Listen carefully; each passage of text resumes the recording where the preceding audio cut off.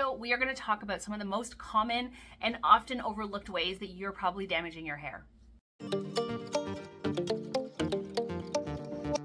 Number one is water damage. A lot of people don't know how damaging water can actually be to your hair.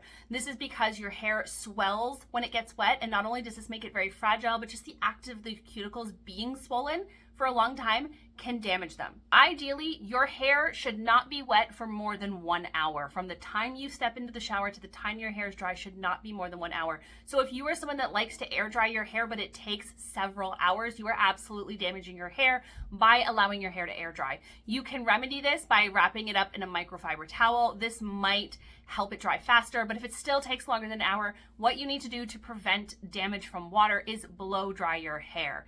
If you are using a good quality shampoo and conditioner, it is going to have some ingredients in it that is going to offer some basic heat protection. You can always add a leave-in that has got heat protection as well. Keep your blow dryer 6 inches away from your hair and blow dry your hair, because hair that is dried more quickly, even if you use heat from a blow dryer, is far less damaging to your hair than hair that stays wet.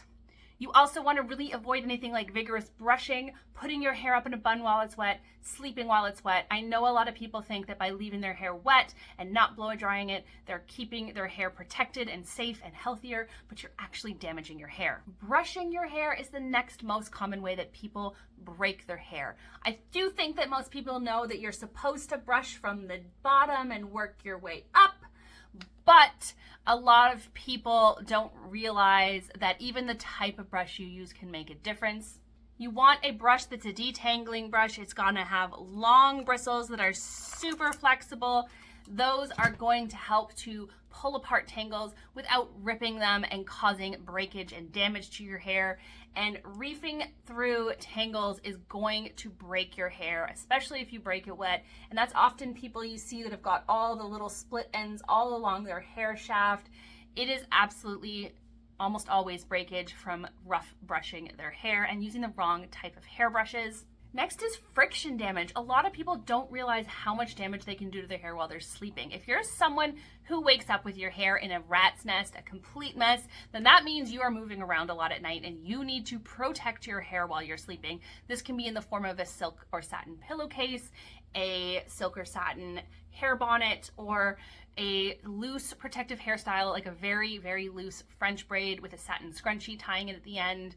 But leaving your hair just wild, it is going to get breakage and damage and look dull from friction. Another type of friction damage that a lot of people don't notice happens is from the wind. If you live somewhere that gets really, really windy, you want to put your hair into protective styles like a bun or a braid when you're out in the wind, because all that whipping around can actually cause some pretty significant matting and tangling in your hair, which is going to cause damage while it's happening and then again when you need to brush it out. Another way that I see people cause massive damage and holes in their hair is with seatbelts and purses. A lot of people will put their purse on their shoulder all the time and it is constantly where their hair is, or they put their seatbelt over their chest and their hair is constantly there. And over time, that retention and that friction will break little bits of your hair off until you're literally missing a section of your hair. So just make sure that you scoop your hair out of your way before you put on your purse or your backpack or your seatbelt or anything else that your hair might get caught under. If you're having to rip your hair out of it, you're definitely breaking your hairs. Finally, UV damage. A lot of people don't know that the sun damages their hair just like it damages your skin. It can cause it to get dull, it can cause it to change color, whether it's dyed or natural, and it can cause it to look dry, it can cause cuticle damage, and to just make your hair feel brittle and just look relatively unhealthy, kind of like it can if you don't protect your skin. Most conditioners have a little bit of UV protection in them, but they're not going to last long if you're not washing your hair every day. So adding a UV protectant to your hair care routine if you're going to be out in the sun is super important. The one that I like to use is the Moroccan Oil Prevent and Protect, and you just spritz that in and it will provide UV protection just like sunscreen does for your skin, but for your hair.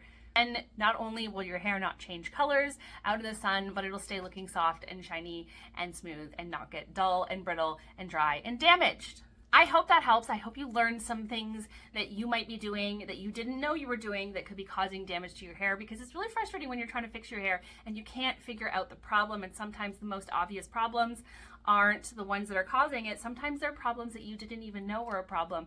And I do find the things that we talked about in the video today are things that people often don't realize are an issue or don't even think about. Thank you so much for watching. Hit that notification bell so you don't miss any of my videos, and like and subscribe because it really helps me out here on my channel. Thank you guys. Bye.